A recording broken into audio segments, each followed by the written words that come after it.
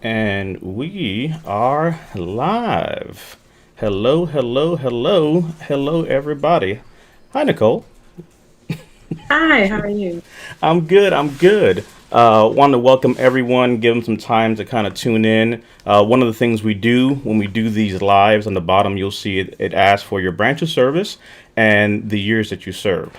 And the reason we do that is one, we want to honor the service that you did. We want to be able to highlight your name and just say hello to you. What matters to us really is that you served and you've done time. We are literally live in VA Claims Insider. We're live in the Vetpreneur Group. We're live on YouTube and a few Facebook pages. Literally, what we want to do here today is have a conversation that I think is very pertinent. Mental health in turbulent times. So I actually have someone here with me today, Nicole, who actually has a thing or two that you may know about this. Nicole, please introduce yourself to those that are watching, a little bit about yourself, your background, and what those four weird letters there that are your name mean. Hi, everyone. I'm Nicole Lewis. I am a licensed mental health therapist, and I own a private practice where I assist individuals work through their problems virtually. I am a military brat. I know some people don't like that term, but we all know what it means. I was raised on an Air Force base, but my father was in the Marines. So I've also worked on the military base in the chow halls. I was in junior ROTC and I went to a couple of boot camps. Oh, that was interesting. But I also have a lot of experience working with veterans. I worked at the Department of Veteran Affairs as an intern for a short period of time, as well as I currently have some veterans that I see in my private practice. Okay. So I'm very grateful to be here and I'm excited. And if anybody has any questions, I'm very open to answering them. Thank you for that.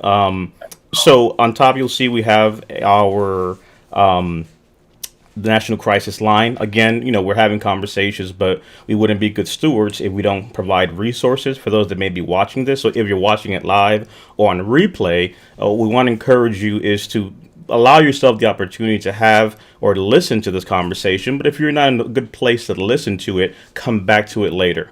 Wherever you're watching it, you can come back. So we want to give you permission to be able to just kind of be ready to have this talk or receive what we're trying to give you the tools tangibly, regardless of where you are in your veteran journey. So that's where I appreciate and love the fact that we can have this conversation, because I think Nicole brings a great perspective to the conversation, especially with everything that's happening right now. I think it's a conversation that has to happen. I think it's the conversation we need to have to really just have a moment of vulnerability. So wherever you're at right now, tag someone, share it, forward this to them so they can, be benefited from what we're going to talk about. While we do that, I want to bring up a few folks that are saying hello to us. So from YouTube, we have Manuel saying hello from Ohio, U.S. Army retired. We have Colorado Springs in the house, 2000 to 2011. We have Army, 1990 to 1993. On YouTube, my fellow brother who we record this morning, is here as well in YouTube watching us, Anthony. So that's coming out here in a few days. We actually had a great conversation. Anthony and I go back, so be on the lookout for that. Nicole, it's we're in some turbulent times. Let's get right to it. We I wanted to just kind of highlight that Nicole and I met on Clubhouse, this new Hmm. app that's taking people by storm.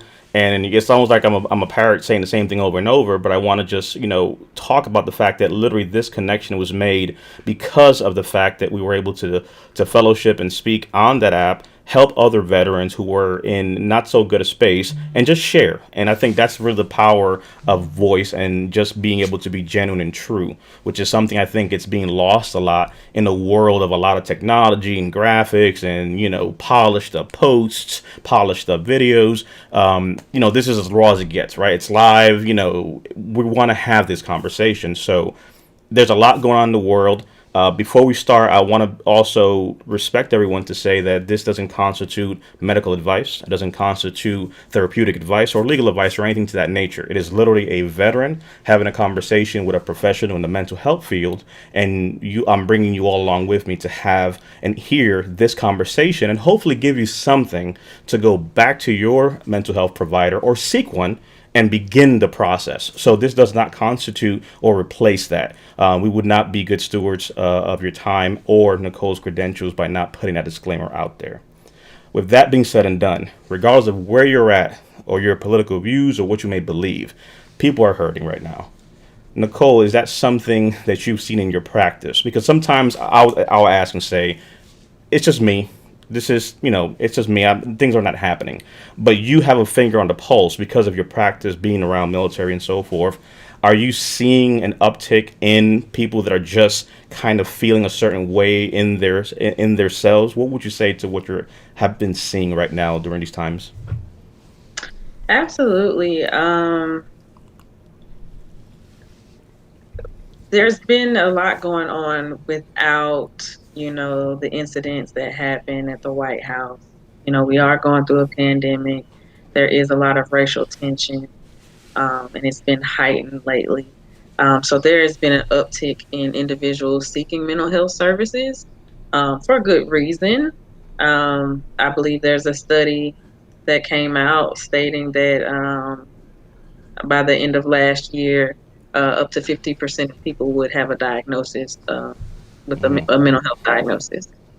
Um, so I am seeing more clients being more anxious and stressed and fearful of what's to come, as well as some of my veteran clients. Um, their habits are different. Um, they are able to cope well since they've already been seeing me. However, they may be having some difficulties sleeping or some more disturbances than usual, um, because some of this is reminding them of some wartime. And So I am can I seeing ask you that. about that, Nicole? Because I think that's a Hmm. good point I want to just highlight there. Can you quantify or validate or redirect this statement? I have felt that for as someone who's experienced trauma and been through things, there are things that can trigger and bring up things. However, what's happened recently is a new stimulus of stress. For some, it's reminiscent of previous traumas, but in and of itself, it's a whole different thing to where I can say, at least for myself, and I've in talking with others, in close proximity and being vulnerable, that it triggers something, but it also pushes you in a different place psychologically. Because not only is it a trigger that is happening, but it is also a new trauma at the same time. Because for many of us, especially in the veteran community, again, I made the disclaimer of saying it doesn't matter really where you sit on, your views, but as veterans, we stood up and made a point to serve. There's a certain additional patriotism that goes into what the flag means to us and what we were ready to do for that flag and what we sign on a dotted line. So when these things are happening, regardless of where you sit, I would say myself that it creates a new stress inside of me because I don't just see what's happening here. It's also who's seeing from outside. The last thing a veteran wants to do, the military person wants to do, is show weakness. And to show any discord on a national stage, for many in and of itself, creates an anger, an angst, a pressure that's coupled with triggers, with couples with things where newscasters were even saying, this reminds me of Baghdad. This reminds me of places like that. This reminds me of certain things. So my point being is not to your point. As you said, this is triggering to many, but I think it also is adding an additional level of stress that I don't think many of us were kind of expecting to see. Right, like a 9/11, it's a whole new stimulus. Once that happened for many, it triggered them, but it also created a new wound almost psychologically. Is that something fair, or did it make sense from your side of the house? Because that's kind of what I feel. Absolutely, yeah. So I would imagine, those who have served in any capacity uh, have different feelings towards civilians, or that civilians have. I think we all, have some emotions towards the things that are happening, but we haven't had the same experiences as you all have had. And I think seeing some of the things that has happened within the last couple of weeks is a reminder um, of that there are some people who are not as patriotic, or there are some people that hide behind being patriotic, but they really have, another agenda. And it kind of messes with people's self image, because generally, Americans, we're very patriotic. We love our country. So when we see other Americans doing things that we wouldn't agree with, it makes us question who we are, as a whole. Because, most of the time people think, oh, America is the greatest place to be. You can be whoever you want to be. It's safe there. Wars never happen there. But now we're having our own people harm some of us. And so that looks different as well, because we're so used to, those things happening elsewhere. So veterans are used to, I may be out here, or my coworkers may be out here, but I know my family's at home. They're Mm.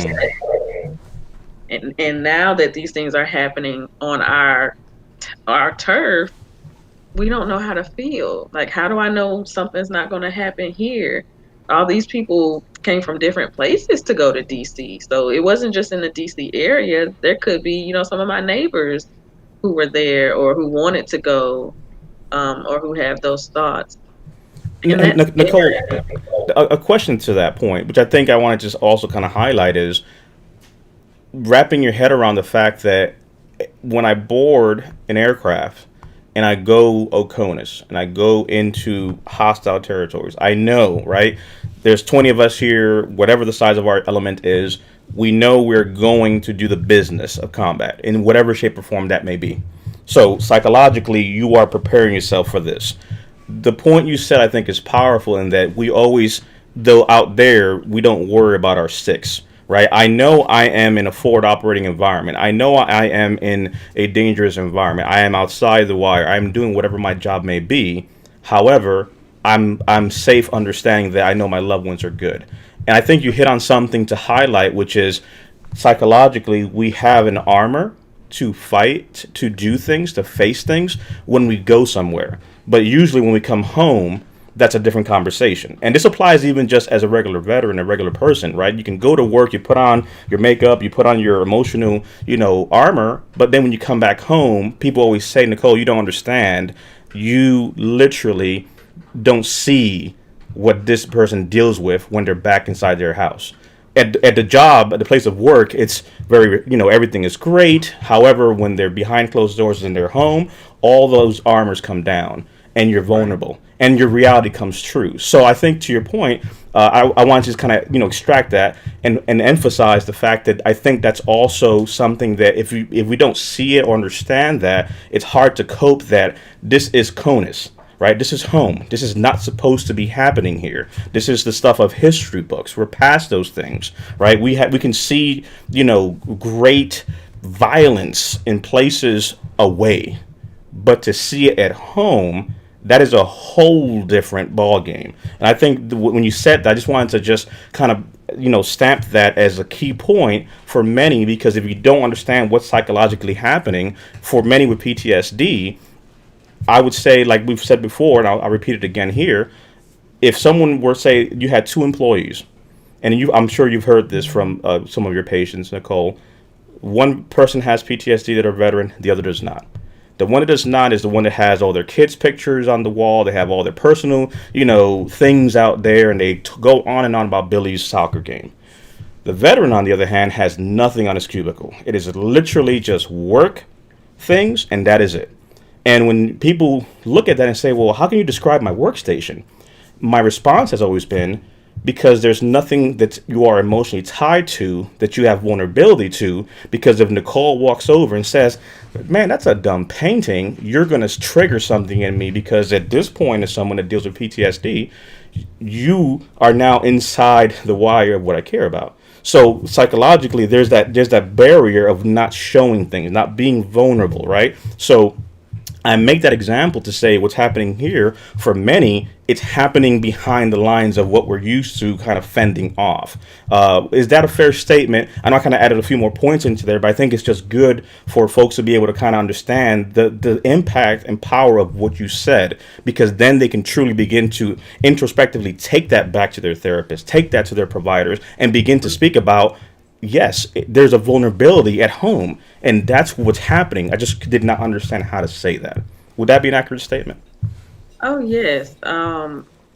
We we all tend to act a little differently when we're not at home. But I find with our veterans, you all especially have a different type of work culture. Um, that's very specific, and if you are not acting a certain way, then that could be a hindrance to where you go in your career. And so it doesn't matter if you are introverted, extroverted, you like to just not say anything at all. It really depends on, your coworkers, your commanders. You're going to act a certain way so you can fit in and then you can get the job done.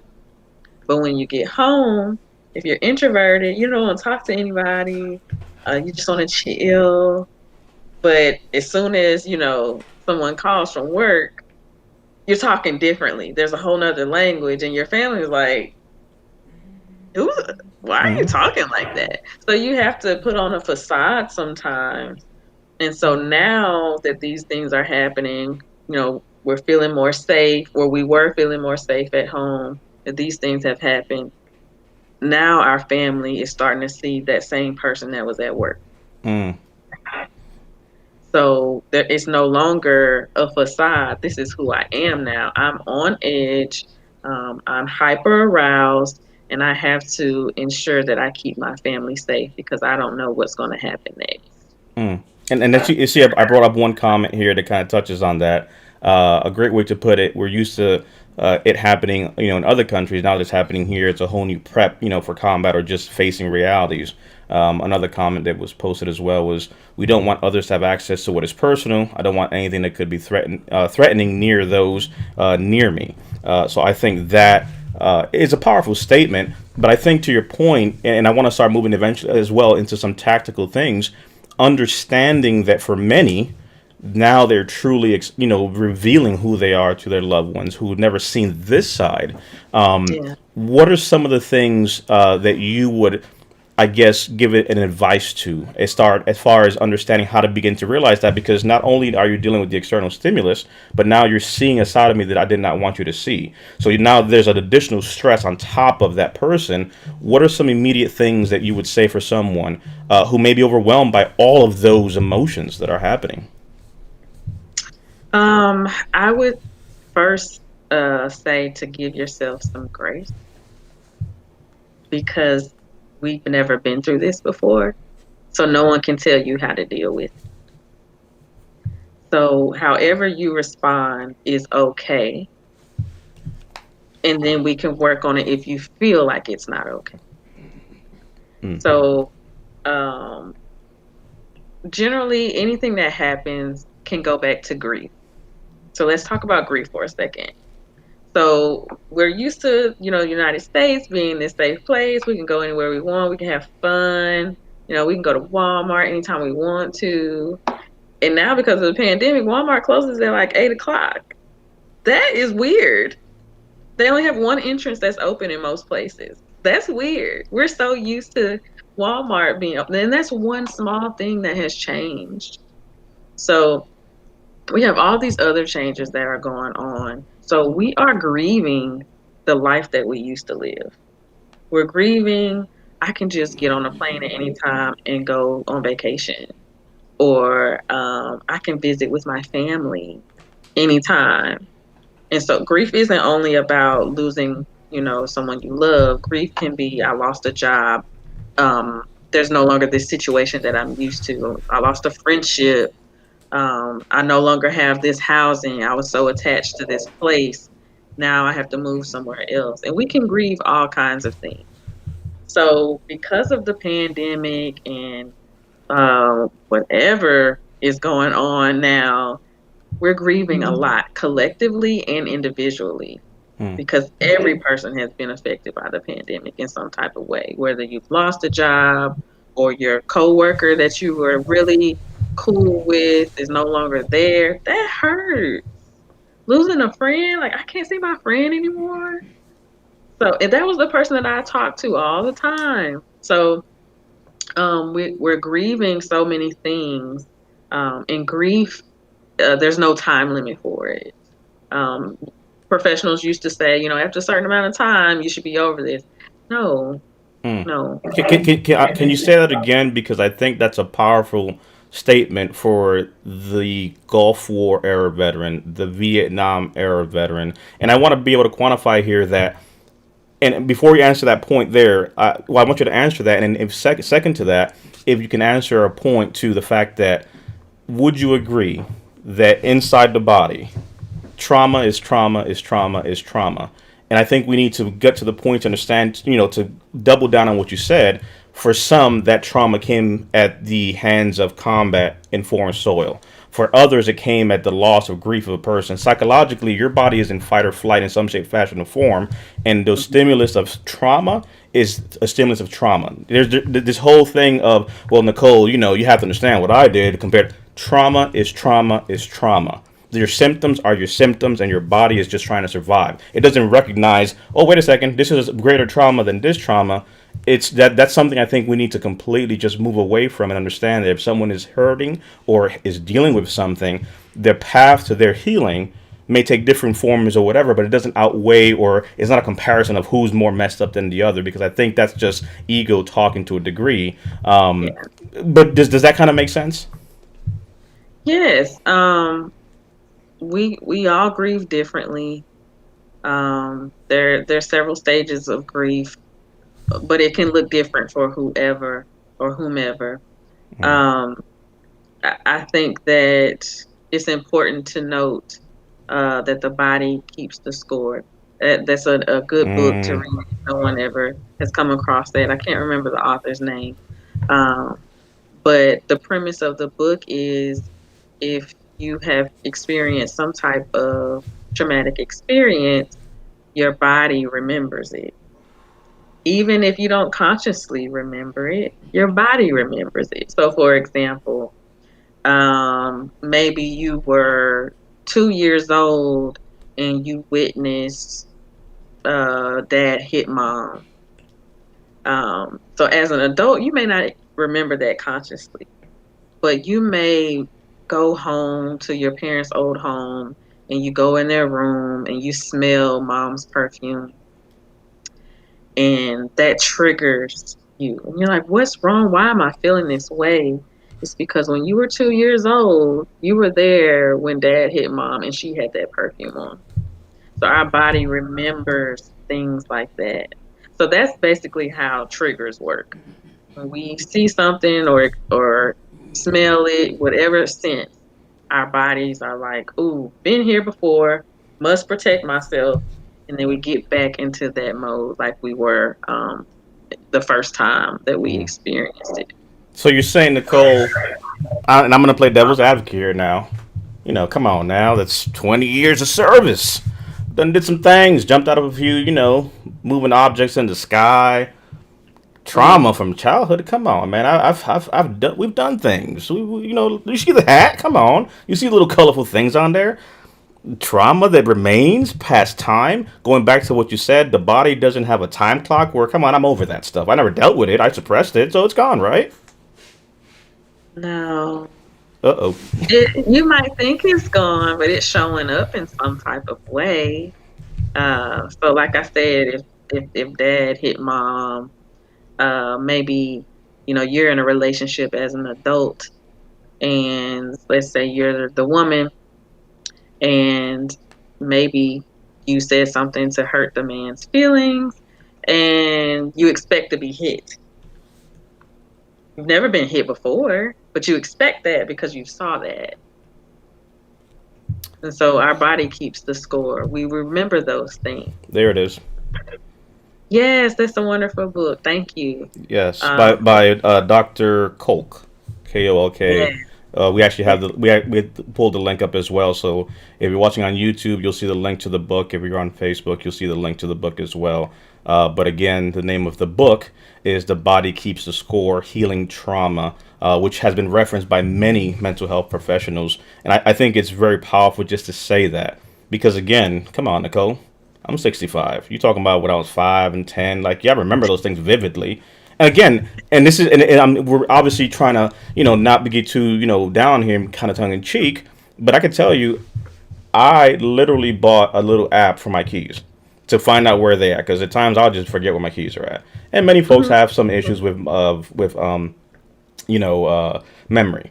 However, if someone who has issues with memory has the ability to recall a specific instance when they were 7 and something happened, I don't care how you riddle it. That thing is stamped in your brain for a reason because that trauma is just vivid. So it's funny how some folks will try to downplay, like, come on now, that's not affecting me at all. I'm like, you don't even remember when you parked your car an hour ago, but you can tell me the exact rundown of what happened when you were 7. To your point, the perfume, those memories, those things that are there, that in and of itself, your body is keeping the score whether or not you want to acknowledge it. You don't have to look at the score at the scorecard, but it's there. Yeah. Yeah.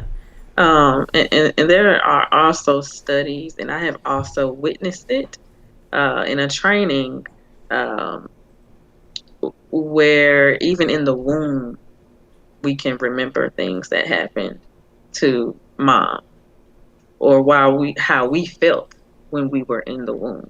And sometimes uh, mental health professionals have to help people cope with that. They didn't have words for that. They weren't even 9 months old, but they were traumatized. So there's different therapeutic modalities to work with stuff like that. But it doesn't matter what age you were. It could have been in the womb or it could have been yesterday. Mm. Your body's still going to remember it just the same. One question that came in, Nicole, I think it's good because it's not only the veterans, but even those supporting them. Lisa asks, as a non-veteran, seeing armed soldiers, in this case, National Guard and state police, etc., surrounding the U.S. Capitol and our state capitals, is really unnerving, and we really don't have the experience factor at all when it comes to this. Are there coping mechanisms for keeping proper perspective during all of this, right? Because for some, again, even civilians now, they're experiencing a whole new level of trauma too, and the extremes are extremes, right? Now I got to go ahead and board up things, and people will start going places. So that's one question as far as what would be some immediate, tangible coping mechanism to be able to at least begin the process of putting together an arsenal of how to deal with this new reality.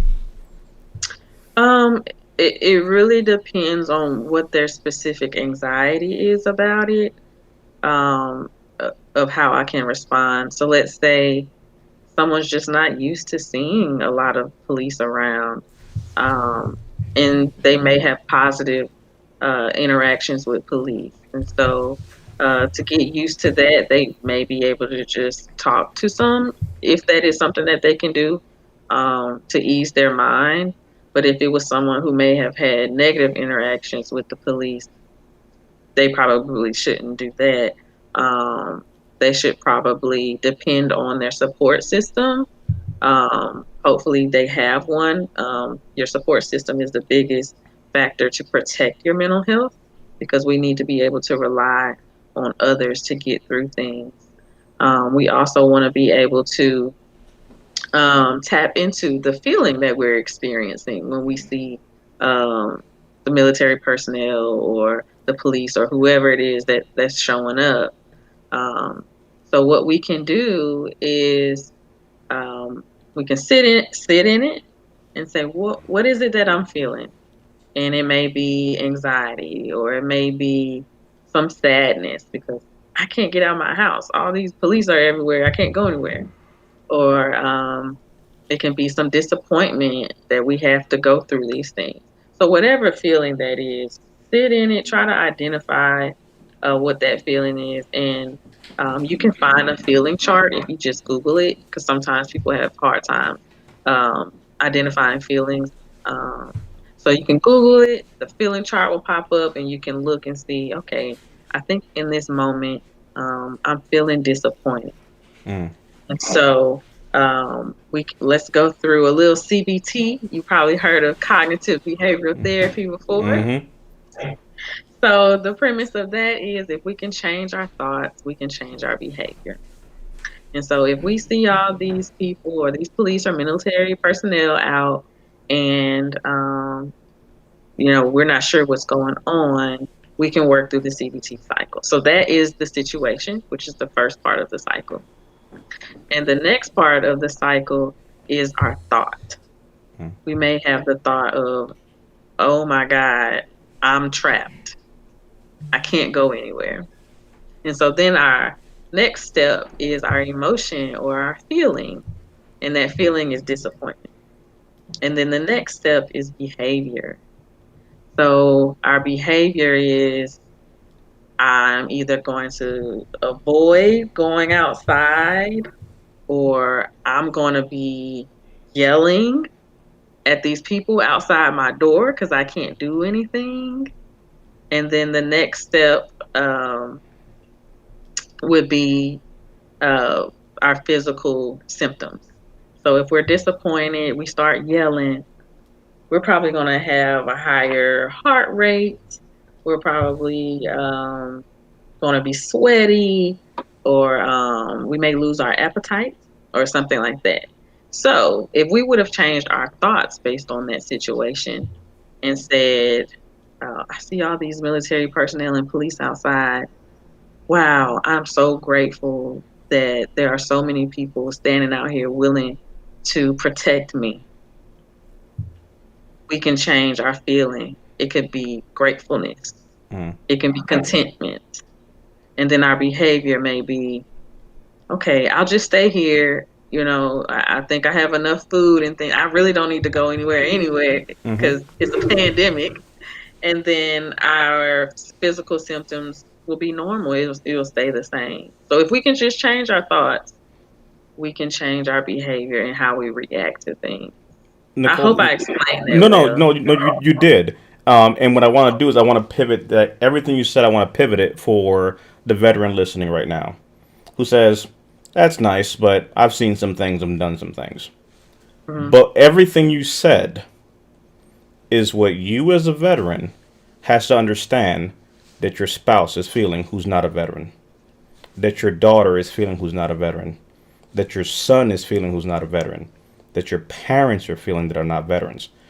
Oftentimes it's, Nicole, how do I get through this? But again, we're home. We're not forward in operating environments or austere environments. We are home, which means that yes, we've been through things. Yes, if someone comes through this door, there's a training that many have to do something. But what does that mean for 65-year-old, 80-year-old grandma who's over there in the other room, or my brother, my sister, my father, my mother? Like, these are the realities of what's happening because you cannot make them see the world the way you and I do. So we process the world a certain way. Yes, we have our traumas. Yes, we have our things, but we also have a resiliency where even though we're not who we used to be, many of us have the ability to switch that and go into that mindset as needed. However, how do you do that when you look to your right and left and you're six? It's not your brothers in arms. It's your wife, it's your son, it's your daughter. They don't know how to flank. They don't understand what is happening with you here. So again, we talked about the fact that now they're seeing a side of you that's different. But I think that when we talk about this, it's easy to just tune out and say, "Yeah, that doesn't apply to me, Nicole. So I'm fine." Yeah, wasn't talking about you. I'm talking about your wife and that strain that's happening because you can't understand why she isn't just hyper vigilant doing what you're doing or what we do. Because to Nicole's point, this is a new stimulus for them at home. So it's a two-way street. Yes, they need the tools to help support us in our journey, and we need to understand what we're going through. But I think also understanding what those around us are going through is another powerful point that you just touched on. Because when you switch it that way, everything changes. Now it's like, that's the spouse conversation. That's why the child is shutting down. That's why the 8-year-old connected to social media now is overwhelmed with emotion and all these things that are happening. How do I lead in this home environment? and it doesn't work the way it worked when we were with our band of brothers and sisters. So I think that it's prudent to have this conversation because people are going to think, oh, mental health, turbulent times. What are you going to give me here, DP and Nicole? The tools to lead a different element that's called your family, that's called your neighbors and loved ones. I think it's understanding. It's a mindset shift to understand that we are only able to get through this together if we understand the playing field, the battlefield. So to get real military and technical with it is we don't understand the operating environment that we're in right now. The operating environment, our battlefield, sadly, is home, and we have people hurting inside our homes that are going through the things Nicole just said. And if we understand that, we can begin the conversation. Because I think there's a healing point here, too. Now, think about it. Nicole, you've seen me go through all these things, and DP just processes stuff this way. Like, you in this whole military thing. Well, the things have happened in the world now that makes you now look at the world and say, what is happening in the world? This is the point where now I can have a conversation with the spouse, with my child, and say, this is the things that I was trained to deal with and do, but not like this. How I made it through those things might have not been the best, but these are the lessons. Like, what would I have told myself back when I was 17, when I first got into country? What are those things I would have told myself to be able to at least be a little more, able to deal with what was going to come? Because you can prepare for combat, but really you don't know how you're going to react to it. And now we have the ability here at home to at least begin to have that conversation. Because seldomly will we have the conversation of, because again, these are statements that many veterans would say who are hypervigilant, right? Where in full disclosure, I've shared this before, but when the pandemic first started, food was scarce, toilet paper, all that. So we went to Costco. Nicole, I go to Costco with my 15-year-old at the time. And he goes, man, this is crazy. And you can tell this is when it first started and things are shutting down. And it's like, what is happening? The shelves are, because again, for many of our kids, this is something new to them. Why are the shelves empty? Why are people ransacking, like running around and acting like it's something crazy coming? Like, what's happening here, right? And those who've been around understand, like, this is kind of cyclical when things like this happen because people don't know the pandemic or the shortages, whatever. My son says to me, this is crazy. And I said, and this is, being completely transparent. I said, this is called survival. If it hits the fan, I will stab that man in the neck and I will take that food because if it's us or them, they go. And it was one of those things where when I said it, it wasn't to be pompous and be like, oh, daddy's going to do a thing. It was literally the first thing because I see in his eyes fear and frustration and confusion. And my reaction is, if it hits the fan, we have a plan. My sense of assurance to say, hey, this is the battle plan if it goes to shit. What he heard is, dad wants to stab someone in the neck over a case of milk with a fork. What? And so it goes from confusion to outright terror for a second. And in that moment, I understand that I am inflicting that terror there. With that being said and done, now I have to revert back and, do what we always do. I'm just kidding. Come on now. We ain't going to do that. It's just mail. Come on now. But that's the reality that we are dealing with at times. And I only share that because that's a conversation that at that point was just completely foreign to him. Fast forward to now, it's one of those, I kind of see what you were talking about now. And it's like, no, it doesn't justify what I said, but understand that's the world that I came from. And this is a glimpse into what many of us have been exposed to and seen and how we react to things. So I share the story of that Costco conversation to be able to say that this is literally the things that for many gives many of us the opportunity to sit down and have a conversation and say, this is why I've thought about these things. Because right now, what many veterans say, right? Like, hey, look, if they barge through the door, this is what we're doing. I'm like, well, first of all, Billy, no one's barging through the door. We live in the suburbs. This stuff doesn't happen.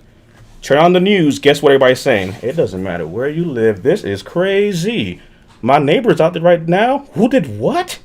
So now all of a sudden, Billy's crazy, exit plans start to look like, hey, Billy, you ready if it goes down? I've been waiting since Vietnam for this. So again, I only share that just to kind of one tell a story, but also make it real that these also can become opportunities to have conversations as to what's really happening to a degree, so that not only we can better have communicate with them, but they can better understand and see what we've constantly been dealing with because it's real. It's actually happening. It's not a movie. It's not, the Olympus is falling. It's not like those crazy things. It's reality. So I just wanted to share that, just to at least kind of have an actual point to tell that story and solidify the things that you just said. Because again, for many, it will go over their head, and it's just kind of like, okay, Nicole, that's fine, but it doesn't apply. No, it does apply. Yeah, I think as parents or caregivers or aunts and uncles, um, it's still our job to protect the children and the elderly. Yes. Um, so if a veteran responded that way, that's natural. And if you feel bad about that, it's okay. I just want to let you know that um, it's all right to feel that way because that's what you had to do before. Mm. And this is your way of protecting your family and your loved ones. Um, Can you hit that again, Nicole? Because you said it at the beginning, but I want you to say it again and tie it to the statement you said about giving yourself grace.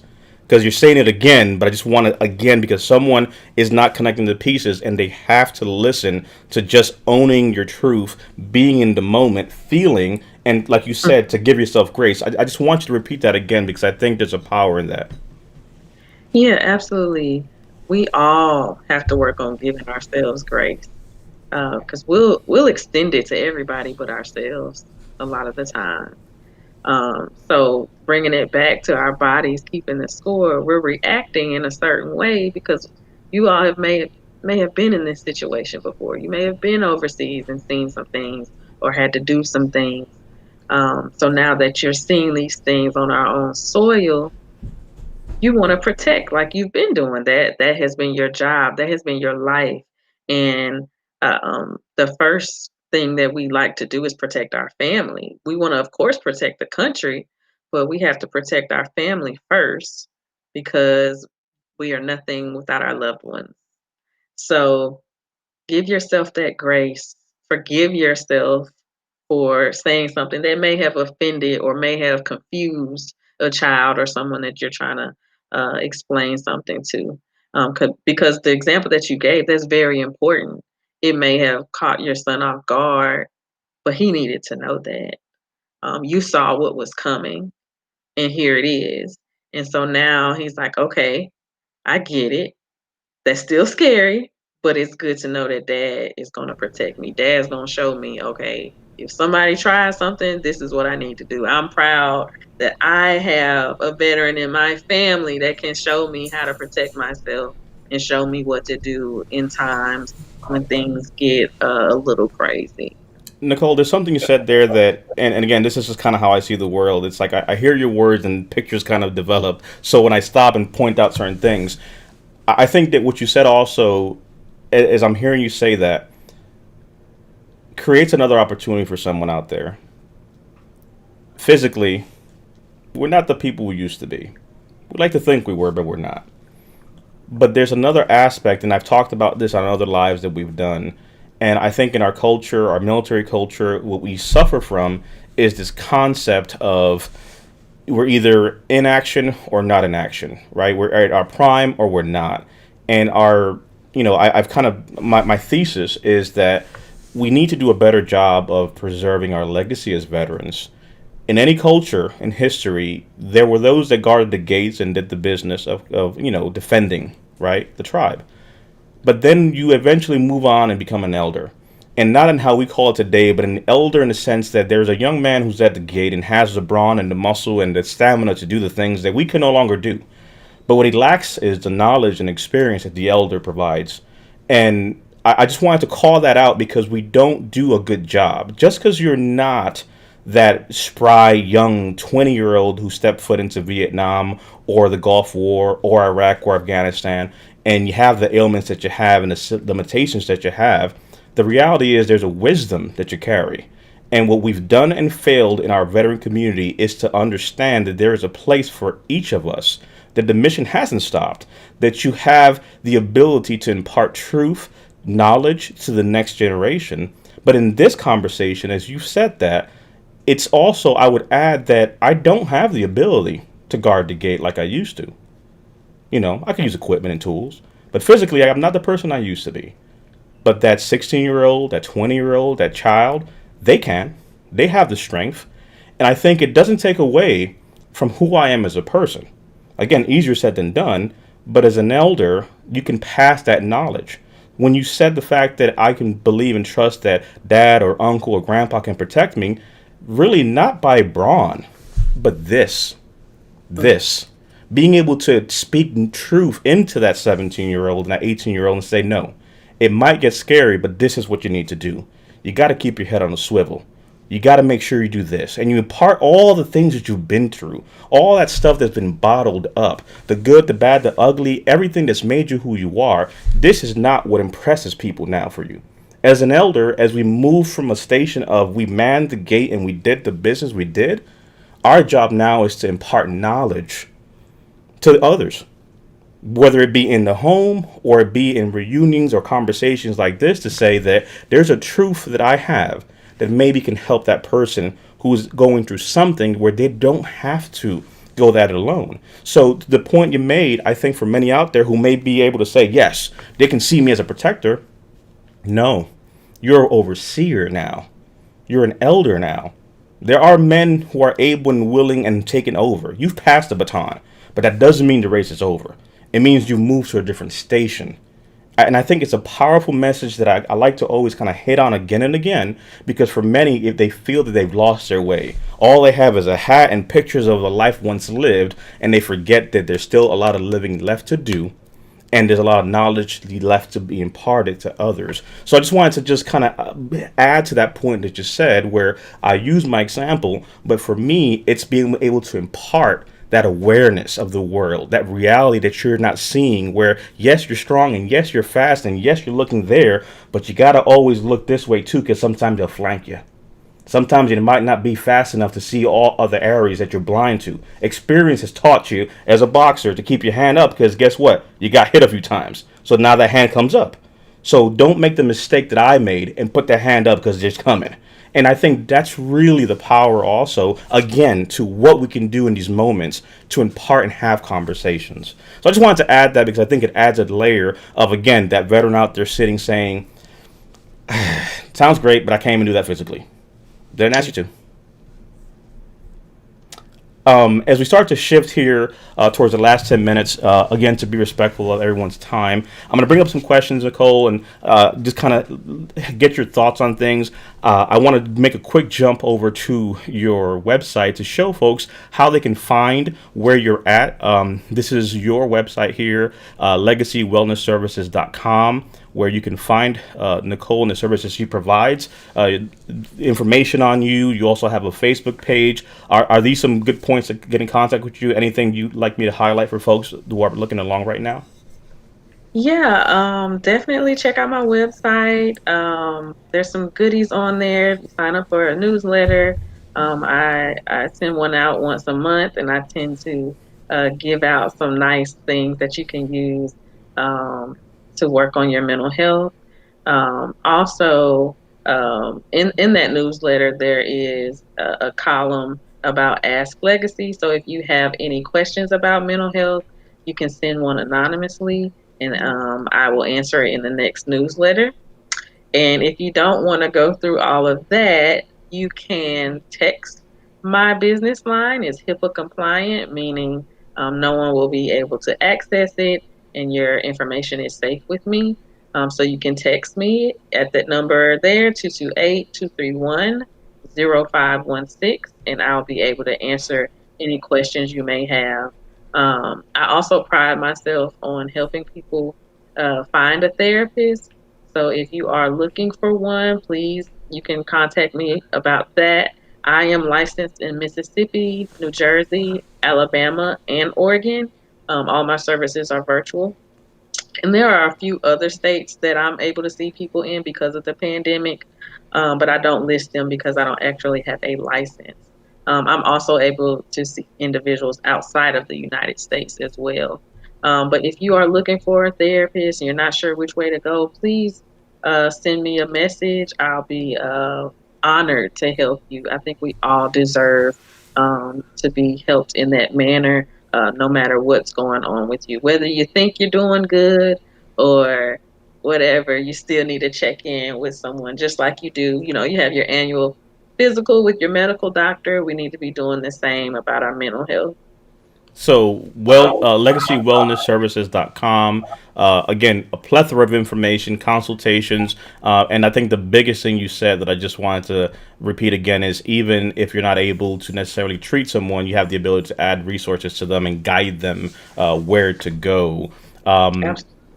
A few things that kind of came up I think are pretty good here. Anthony said the emotions that have come up, this is a veteran, during these times are those I've never experienced. It's tough, especially if you're extra sensitive to emotions, such as an empath. We do have a lot of our people who are empathetic individuals who are empaths themselves, so this really taxes the system. So I think that was something to be able to kind of really bring up. True statement, never ending, nor does it go away, always resurfaces somehow regarding how the body keeps the clock. We did bring the book up again, so I wanted to highlight it again. The Body Keeps a Score, Healing Trauma. The book is available as well.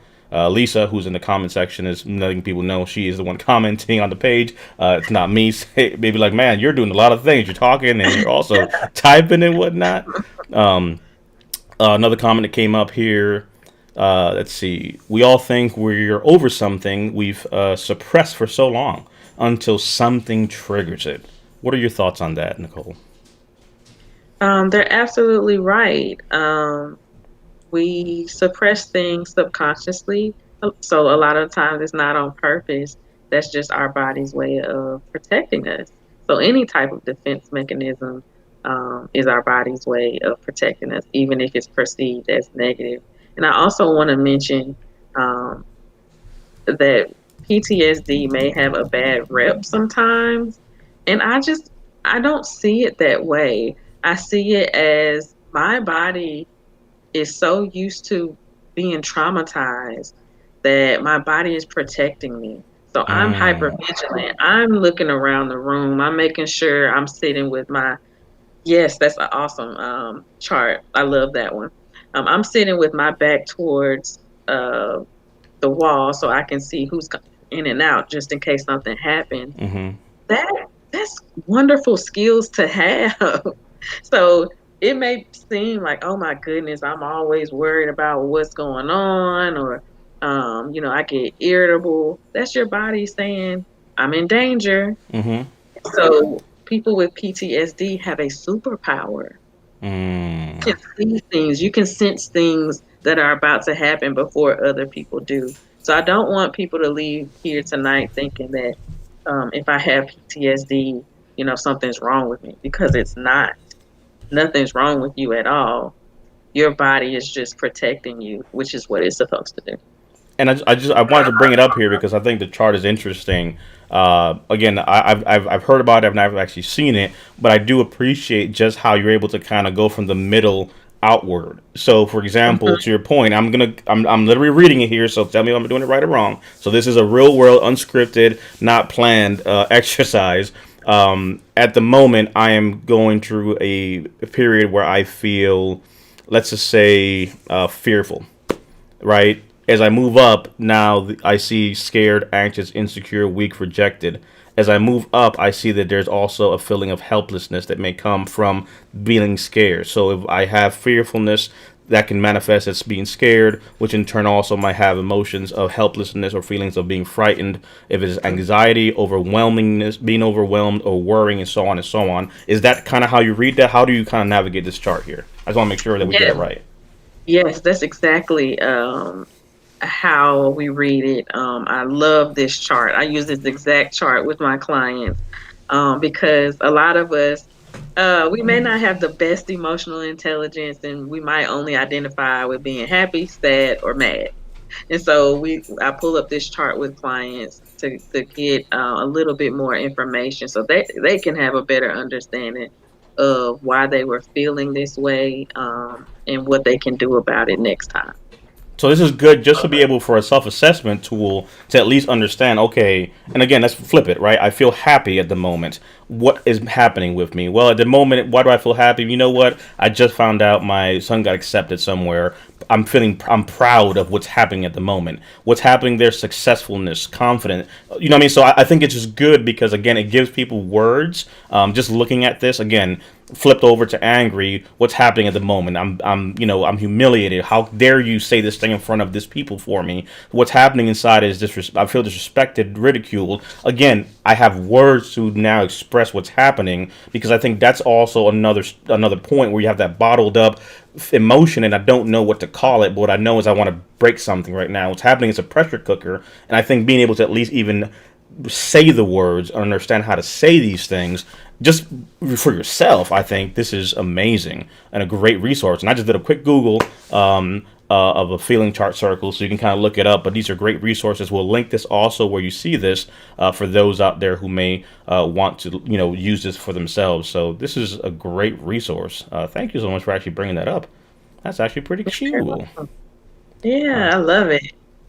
Let's see. Anthony and I, two veterans who talked this morning, that's coming out here in a few days. Myself and DP had a great conversation this morning, and he asked me one question that brought back some emotions I've suppressed and thought I was over. Suppression is real. Anthony and I served as recruiters, and one of our brothers in arms took his life. And we talked about it. And at the end, I asked Anthony, I said, if you could say one thing to him before, what would you say? Because there's someone out there who doesn't have someone to be able to call and say whatever is in your heart that you wish you could have said. And the way I felt it in my heart when I was talking with him this morning was to ask the question of, we always feel like, I wish I could have said this or could have done that. And there's a power, I think, in being able to say, if you could, what would you say? Because maybe now there's another person out there who hears those words, and for him it was emotional and it was hard to open and say that, but it was one of those type of things where it's just like, wasn't expecting that one. So to that point, I want to honor that moment that we shared, and when we share that video, I think it'll be powerful for people to see that. But I think it's also being raw and real. Two veterans having a conversation, putting aside all the pride and ego, and just being human beings that have been hurt by the loss of a brother and things that come with that. So to the point of suppression, and that was many years ago that we're talking here. So. Then we have some comments here coming in. Let's see. Appreciate your service. So again, they kind of keep coming in. Thank you for your service. You guys Army 93 and 97. One question that came up, Nicole, is CBT effective? Because I know there are various modalities, but for those that maybe haven't tried it, something to go ask their therapist. One, is it effective in your opinion? Or if that's something that maybe someone may have tried, it hasn't worked, what may be some other things for them to go and ask about? CBT is more effective, specifically for stress and anxiety. You can use it for trauma, but it's not going to get to the root of the problem. It's just going to help you, make you think more positively. So it's really good for that. If we're talking about trauma, I would definitely recommend EMDR therapy, Mm-hmm. which is eye movement desensitization and reprocessing therapy. It is so awesome, and I recommend that everyone try it at least once, for trauma. Someone asked cognitive processing therapy. Yes, cognitive processing therapy. I believe that is the number one therapeutic modality that the VA uses with veterans. They have a lot of research on it. You can check their website. They explain it very well. So that works as well. Okay. Let's see here.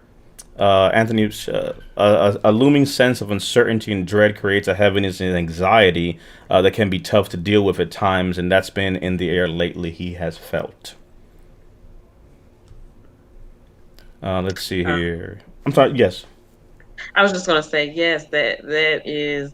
There's a lot of people experiencing that. Even us therapists experience that as well, because we are getting, an uptick of people who are coming to us, and these are new problems. We've never had to work through these types of issues with people being scared of, being harmed on our soil. So you're not alone in that. Yes. And again, in the comment section, there's conversations happening. So every so often, I'll bring some up. One of the ones that was brought up confidentially, texting the number that was shared on the page as well. So that again has been linked, but the 228-231-0510 is a resource. So we want to just kind of share that with the community. We have one of our fellow brothers and fellow brothers as well here who popped in. Travis, thanks for being here. He says, "Good evening. Sorry that I'm turning a little bit late. Getting home from work. Army National Guard, 08 to 14, Afghanistan 2011. Hope everybody's having an awesome day." It's a better day that you joined us now, Travis, so it just got a little bit better. And for those tuning in, you can go back and definitely watch from the beginning. I think there's a lot of good tools that came, and we've been answering them as questions have been coming up.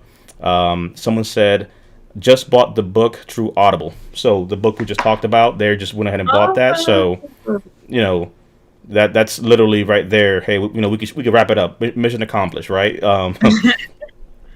Travis said, I had someone mention that to me. I might have major depressive disorder. Do you mind if I get your quick, brief description on major depressive disorder? What would be your quick, I guess, summary of what that is? Because, sometimes people are labeled stuff. It's like, okay, what does that really mean in layman's term? What would you define for him in this, I guess, a brief description of what major MDD would be? so there's different types of depression. So with major depression disorder, the big factor is you've been feeling depressed for at least 1 month. And so the other symptoms may be tearful or crying spells, irritability, changes in weight, which is weight loss or weight gain. You may be losing interest in things that used to be interesting or used to be pleasurable. It may You may have noticed something. Your libido is lower. You may have difficulties getting out of bed. You may have difficulties wanting to take care of yourself or clean your home. Um, and there's definitely um, some irritability, which may come out as anger. So a lot of times people expect individuals that are depressed to be really sad, but and especially men, it can come out as anger. So Mm. I'm not sure, who that was that told you that, but it's possible. Definitely, talk with a mental health professional to see what's going on. That may be a diagnosis, it may not be. Sometimes we can have something called adjustment disorder with depressed mood, meaning that something immediate has happened. It's just situational. And once we get through that situation, we probably won't be depressed anymore. Awesome. Another question that came up, Aaron asked, "What's an easy way to deal with PTSD, or at least some initial tangible ways to begin to process when it comes to PTSD?" Oh, an easy way. I guess the first part would be what we discussed previously is to understand that you are not the diagnosis. That's just Mm. your body protecting you. Can you say Um, that? Can you say that again, please? Because that's I think I need to make sure people hear that piece. yeah, of course. Um, you are not your diagnosis. So in my practice, if I don't feel the need to, I don't diagnose. Sometimes I do, sometimes I don't. Just depending on the person, I really have to feel them out because some people are more prone to identify with that diagnosis and run with it. Hmm. So every time something happens, oh, that's just my PTSD. So we have to ensure that we know that we are not the diagnosis. That is just our body protecting us. So that's the first thing, acknowledging that that's not us. Also knowing that we can work through these things that has caused the trauma. We can learn a lot of coping skills. There's certainly some things that are online. um, to help as far as like support groups. Generally, those are free. I actually wrote down something for support groups. Let's see, the Boris L. Henson Foundation.org. They have free local youth and young adult support groups. So maybe you can find one of those. Also, there are different workbooks that you can purchase online that's particularly for trauma. Um, and they can be used with a clinician, with a mental health clinician, or you can do it yourself. And one of those is called the DBT Skills Workbook. So that's something that you can do if you're not feeling up to working with a mental health clinician right now. I think that would be very helpful. If you just go to pdfdrive.com, you can find a lot of books for free, and that book is on there. So, again, that book is called the DBT Skills Workbook, and you can work through some trauma through that. But I would definitely recommend that you see a therapist to help you work through some of those things. Okay. Um, Aaron said, thank you for that. That was very helpful. Because again, it's ultimately as something to start the conversation and get the resources needed. Travis said, thank you. He could definitely relate to some of the statements regarding the MDD breakdown that you gave. One thing that I wanted to add here is that when talking to other veterans, one thing I've always said is that when it comes to mental health and visible injuries, right, it's easy to identify with the diagnosis and the condition, the symptoms, and so forth. But I would argue and challenge that no one would call me a limp if I had been hit by a vehicle and had a limp to my walk. If I needed an oxygen tank to breathe, nobody would call me the oxygen tank. And I think when you start to look at other injuries, because some are dealing with moral injuries, trauma injuries, psychological, emotional injuries, it's easy to just say that's just who I am. And I want to just double down for many of us out here, especially veterans, right? You're not the trick knee, you're not that bad back, you're not that migraine, you're right. You're not that heel pain. You're not those fill in the blank physical ailments that you have from service. You don't identify as that. You won't respond to that. No one makes excuses for those things. And I say that to empower you to the fact that if you have a diagnosis of MDD, I'm not asthma. I'm not sleep apnea. I'm not PTSD. I'm not MDD. I'm not GAD. I'm not SDD. I'm not somatic symptom disorder, generalized anxiety, major depressive disorder. I'm not those things. There are things that I am dealing with. And for many, those have risen to the level of an impairment or a disability because of the symptoms and the chronicity of it. But at the end of the day, that is not you. And I think it is powerful, and that's why I wanted you to repeat it, Nicole, because for many, it's just, this is just who I am. This is how I am. No. Those crippling headaches and migraines that you get, that's not who you are. You suffer from migraines. You are suffering from a condition of things that you've been exposed to, that trauma has left wounds, and for many of us, to the suppression argument, have never made the point to heal that. You could have broken your leg and it would just heal itself in some shape, fashion, or form, maybe out of place. But the fact is, those things heal. Emotionally, you can walk around with injuries that literally will pass time 5, 10, 15, 20, 30, 40 years. It does not matter. Unlike a scar or an impacted tooth or a broken leg, that thing can set itself and kind of you can move on. But when it comes to the inside, I think it's just worthy of really just focusing on that for many that just feel that, well, this is why I even bother, Nicole. This is who I am. So I think what you mentioned is a powerful statement to be able to break that out. Again, I crossed the street. I was hit by a vehicle. I now have a limp. I am not the limp and the cane that I use because of the accident. You did a job. You were exposed to things. Because of that, PTSD has manifested. Major depressive disorder may have manifested and so on. But that is not who you are. It is something you're living with. It's a disability, but it does not mean you are unable. It just means an impairment that you have to work around. I have a limp, so I use a cane, or I work on muscles to build around that weakness. And for mental health, it's the same thing. Many of us are not going to get rid of PTSD, but it doesn't stop us from building other muscles, aligning tools to at least be able to work around that. I still have a limp, but I'm working out to make sure other muscles and the cane helps me to move. You might see a little quick in the step, but psychologically, emotionally, it's the same thing. I feel uncomfortable, Nicole. I don't want to go outside today, but I'm going to do what you said. I'm going to be mindful. I'm going to breathe. I'm just going to try to go to the mailbox today. I'm still dealing with the traumas. I still think something's going to happen. But today, I'm going to get to the mailbox. Tomorrow, I'm going to the grocery store. And maybe I just drive there and I go back home. But every day, I just take a little bit steps forward and try.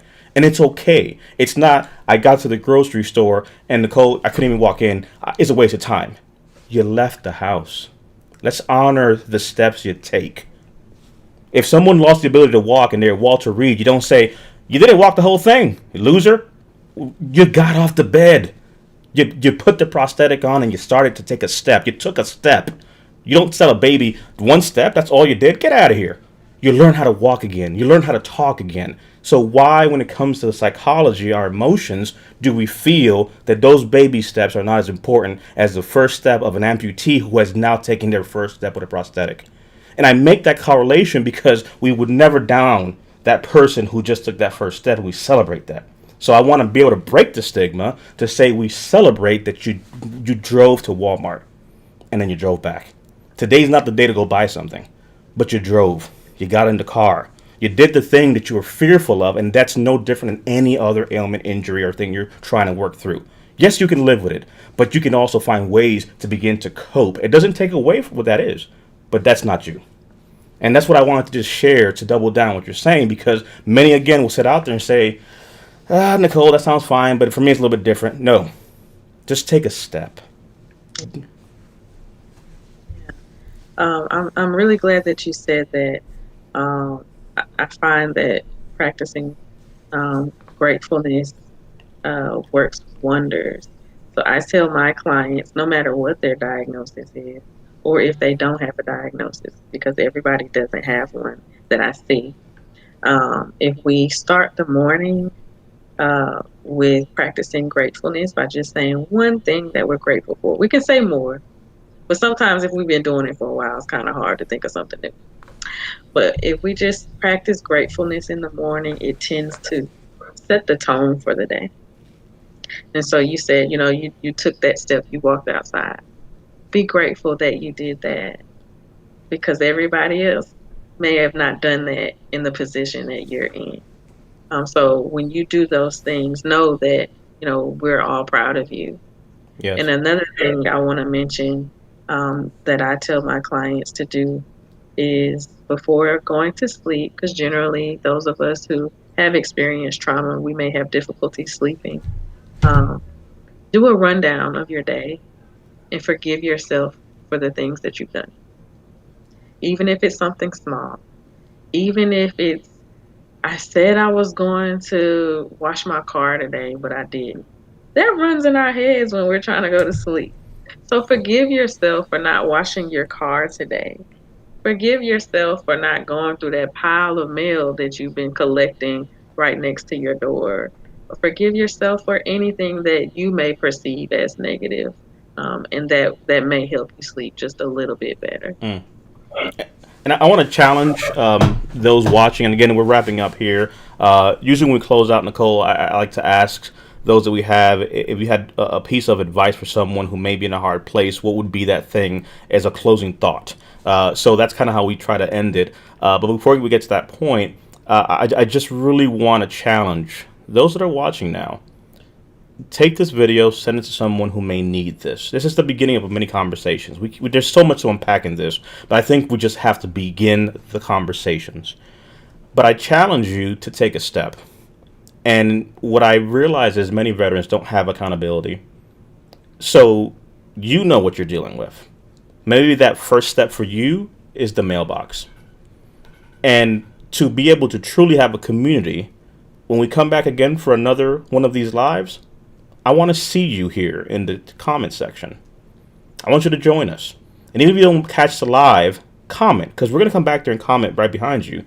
But even if you come back and say, Nicole or DP, I saw you guys last week and I took a step.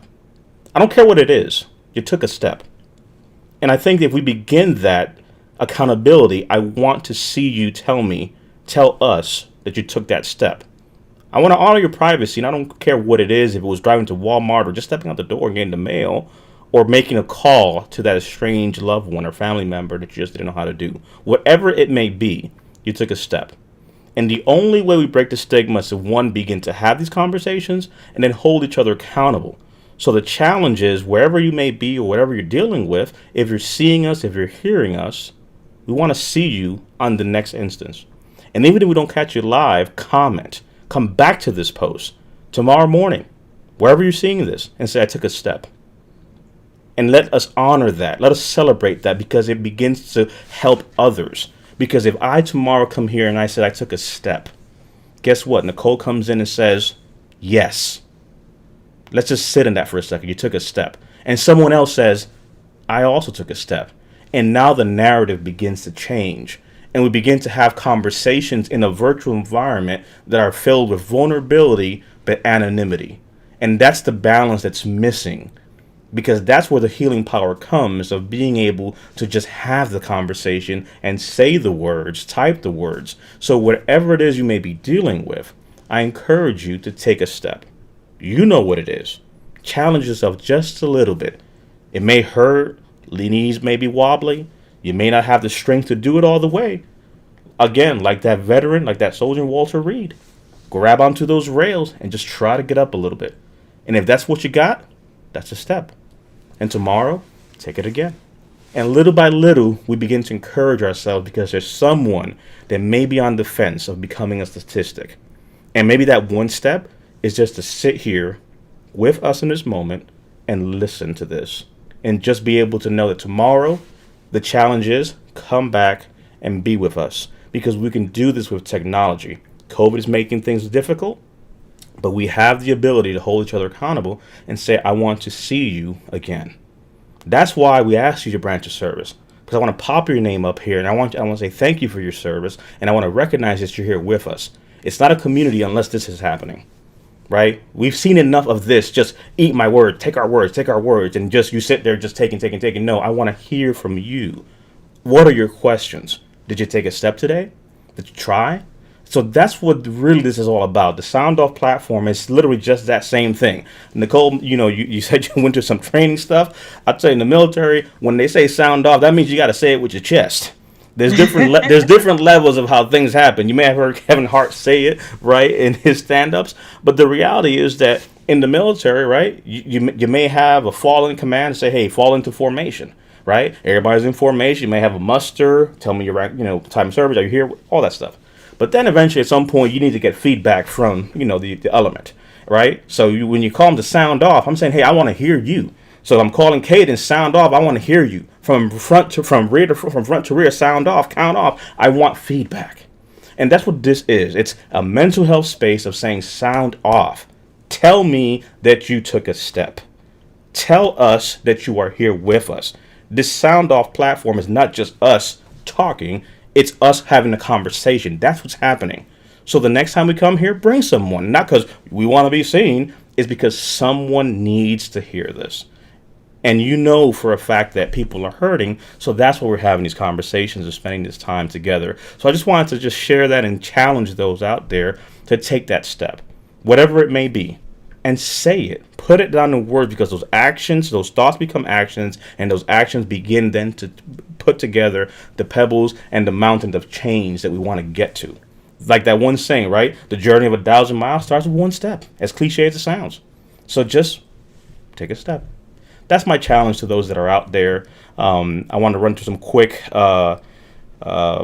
points here that was brought up, mostly in agreement. Erin said, thank you for the PTSD breakdown. They shared that I shared your site with friends, so that resource is being shared as well. So I just wanted to highlight that very quickly. Travis did also confirm a little progress is still progress, even if it's an inch at a time, it is still progress. We're all saying the same thing, it's just different words, but it's the same message. Lisa concurs with you. Practicing gratefulness in the morning sets the tone for the day. That's literally a quote. So that becomes now, put that up on Instagram, put that up out there. That literally is content, not just to fill a social media feed, but to encourage and put power to words from what we said here today. Travis, another powerful point here. The sun always shines after the storm. And I think that's a great point to be able to say, to see there. Let's see here. Um, One of the hardest steps to take is to ask for help, but it's worth it however you reach out. A great thing I heard yesterday, Nicole, on the live we did. We do a Friday night live where it's more like, real loose, laid back, and we're just kind of having fun with the community.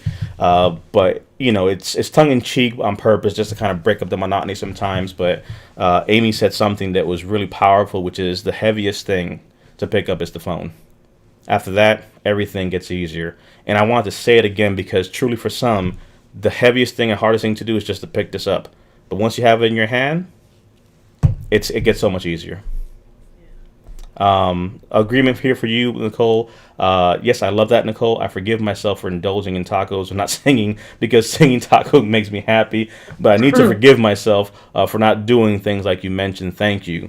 And again, right, wherever that may be, right, I'm saying we're we're trying to be raw and vulnerable, and that is a reality. So again, kudos to you, Nicole, for sharing some of that. It's resonating with many individuals there.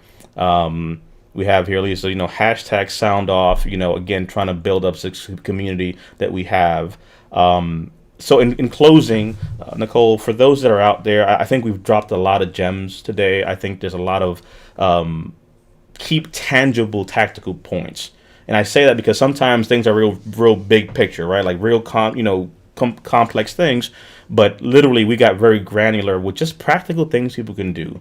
What would you say, Nicole, to someone out there who may be listening to this, or maybe seeing a replay of this, or maybe sharing this with someone who needs to hear it, who's in a place right now that they're just hurting and they just may not see the reason why? Um, if they're not understanding of, their pain or whatever emotion it is that they're feeling, know that that is okay, because a lot of the times we don't understand why we're in a certain situation. Like, the example I gave earlier, we were 2 years old. I don't understand why something like that would have happened. It's not my job to understand that. However, um, once you do recognize that you feel some type of pain or some type of emotion that you feel is negative, um, you can reach out to someone. And I love that you listed these numbers up here, DPE, because that is very crucial to a lot of people. I also wanted to give another resource, because you said it. I love that quote. I'm not sure who said it about the hardest thing being, picking up the phone, Yes. because that's so true. Um, um, I do understand that when people reach out to some therapists, they don't get a response, and I'm doing my best to ensure that more therapists are more aware of that. And I want to encourage people that if you are reaching out to a therapist and they don't respond, to continue to look. And when you are looking for one, you can schedule a consultation most of the time for free. And that is your opportunity to get to know that person. Um, and you can ask them questions. It's not just the therapist asking you things. And if you don't feel like that person is for you, move on. You can do another free consultation with someone else until you feel comfortable, Mm-hmm. because it's your sessions. You're the one who's paying for it. That's your time, and that's your space to be comfortable. But if you aren't ready for that, you aren't ready to start therapy, there is a text crisis line. You can text HOME, HOME, to 741-741. And there will be someone that's trained in crises, and they will respond to you. So if you just pick up that phone and text or call or something, you will have some support. And what was that again? Text home, the word home, Text home HOME, to, yes, to to what? 741-741. 741-741. So we'll add that there on the top as well as a resource. And again, this is really what it's about. It's having options and resources and whatever it may be that works for you all, and then share with others that may need that. So I appreciate you sharing that, Nicole. I think that's very powerful. When we first got, we first met, the conversation we had was, hey, you can fire your therapist on Clubhouse. And we talked about it.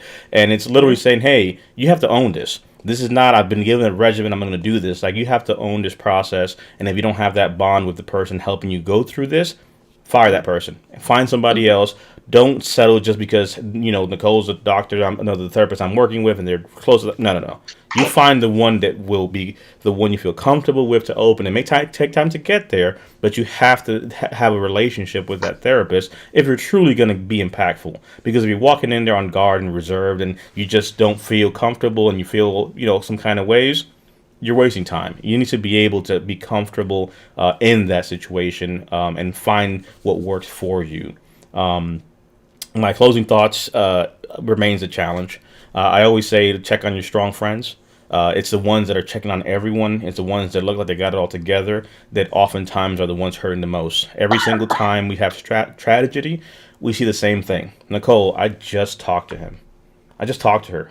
Everything was fine. Like everything was great. They were cracking jokes. And how is it that now we're dealing with this? So check on each other. And strong friends to me means nothing more than the person that's always checking on somebody else. The one that never asks for anything. They're the ones at times dealing with the worst, drowning in the inability to show a facade that's different from the strong, advice giver or what have you. And reality is sometimes they just need a hug or dealing with things or just a question. So I encourage you to just check on each other, especially during these times. COVID, social distancing is compounding the mental health ailments that many are suffering with. So it just makes it even worse for many. In the beginning of this show, we had the reflections of you element. You'll see that's our community, our people. You can see in the comment section how to submit your picture for a loved one. I think there's just power in seeing the people we respect and honoring them, whether they're here or may have passed. So the reflections of you project is simply that. And we'll have various episodes as we get more and more people applying for it. So you'll see that in the description of this video. And it's a project of us being able to truly just have reflections of you, of us, of our community as veterans. So that was the starting monologue that we had, and in remembrance of those that again are currently here with us, those that are serving, and those that have passed. These are the actions that we put in place to honor them and not forget them. Nicole, one, I appreciate your time. I thank you for being here, holding the space with us. I hope and I know for a fact this can't be the last one because there's a lot of work to do, and a lot of conversations that we need to have. But mental health in these turbulent times, I think, begins with conversations like this. And I know that today you gave a lot of keys to people to be able to go out there and hopefully begin the journey of taking a step. Yeah. Thank you for having me. I really appreciate any opportunity to spread awareness. So thank you so much. Thank you. Thank you. We'll be back again. Aside of that, thank you all for tuning in, and we'll be back on the next time.